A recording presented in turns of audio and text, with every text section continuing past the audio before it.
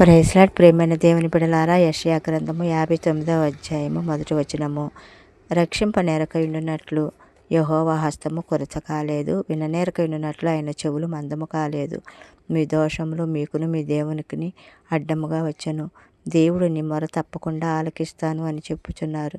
దేవుడు మన మొర ఆలకించి మనకు విడుదల సమాధానమును ఇచ్చే దేవుడు. విననేరకయుండునట్లు నా చెవులు మందము కాలేదు అని చెప్పుచున్నారు. ఆనాడు ఇశ్రాయేలీయుల మొరను మూలుగులను దేవుడు విన్నారు, విడిపించారు.